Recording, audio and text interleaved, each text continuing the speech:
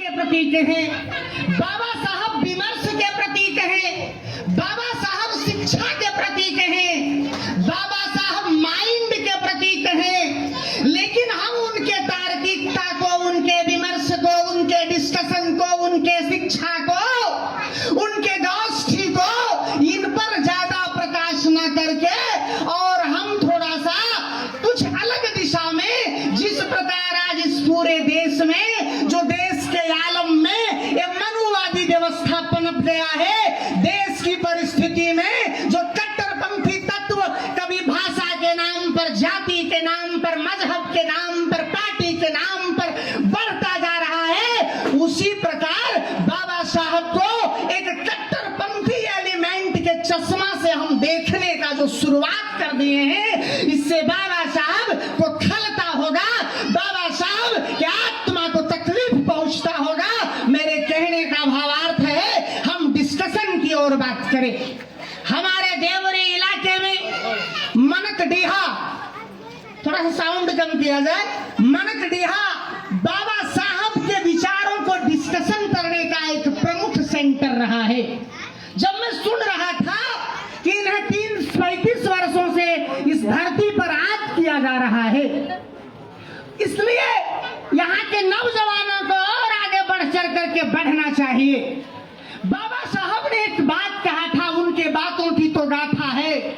और हिंदुस्तान के देशवासियों, हमने तुम्हें संविधान और वोटिंग राइट राजा बनने के लिए दिया था, किसी का चमचा और दलाल बनने के लिए नहीं दिया था। ये बाबा साहब का स्टेटमेंट है। लेकिन आज ये देश के लोग कभी जाति के नाम पर, कभी मजहब के नाम पर हम फूले नहीं समाते हैं। जब हमारा कोई मजहब का लीडर, हमारा कोई जाति का लीडर जीत जाता है, वो चाहे गुंडा हो, वो चाहे बलात्कारी हो, वो चाहे बदमाश हो, बाबा साहब कहते हैं कि हम इस हिंदुस्तान में जात पात को समाप्त कर समाजवाद लाना चाहते हैं। जब तक समाजवाद इस देश में नहीं आएगा, तब तक इस देश के मेहनत कशों को अधिकार नहीं मिलेगा। इसलिए वो कहते हैं कि हमेशा हमें मुद्दों पर वोट करना चाहिए।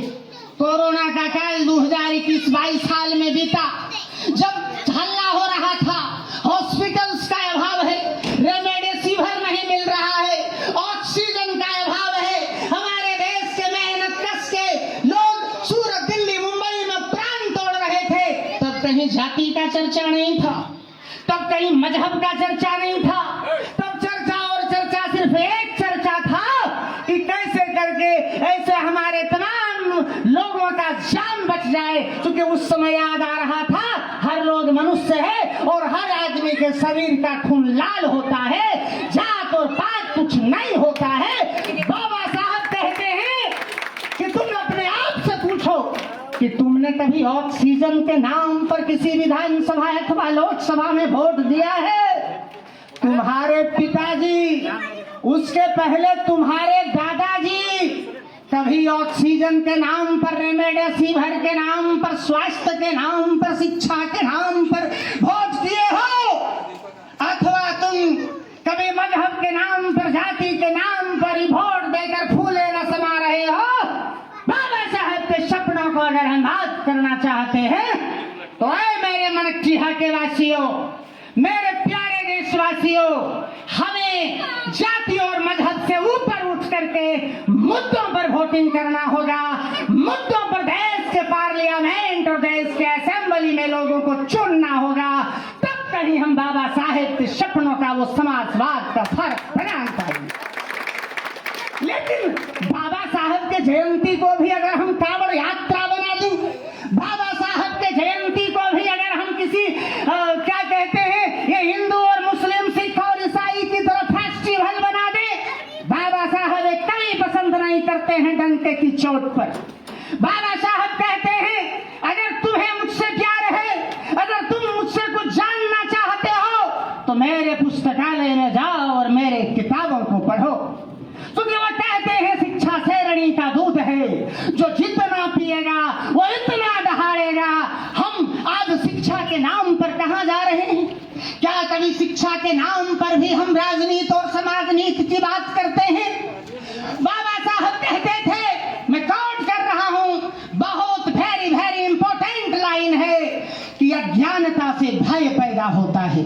मेरे साथियों, बुद्धिजीवी, यहाँ के अभिभावक जनों, वो कहते थे अज्ञानता से भय पैदा होता है। अगर हम ज्ञानी नहीं हैं, किसी विषय का गहरा जानकारी नहीं है, तो हमको दिन में भी भूत दिखाई देने लगेगा, मेरा डर पैदा होता है। फिर आगे कहते हैं, भय से अंधविश्वास पैदा होता है और अंधविश्वास से अंधभक्ति पैदा होता है। बाबा साहब का कोटेशन। और अंधभक्ति से इंसान का दिमाग जीरो हो जाता है। बात करिए साथियों, अज्ञानता कैसे मिटेगा? अज्ञानता कैसे मिटेगा? अज्ञानता मन जिहा में बढ़िया बढ़िया प्रोफेसर्स को बुला के, टीचर्स को बुला के, विद्वानों को बुला के, पॉलिटिशियंस को बुला के डिस्कशन करने से मिटेगा, या उसी कांवड़ यात्रा के तहत हम सभी दिशा से भटके हुए और जिंदाबाद और मुर्दाबाद के नारों से मिटेगा? मैं ये पूछना चाहता हूँ। बाबा साहब कहते हैं डिस्कशन से मिटेगा, पढ़ाई से मिटेगा, और जब अंधविश्वास मिटेगा तो फिर अंधभक्ति मिटेगा, फिर इंसान का दिमाग रैशनल हो जाएगा, तार्किक हो जाएगा। और बाबा साहब एक तार्किक समाज का निर्माण करना चाहते थे। बाबा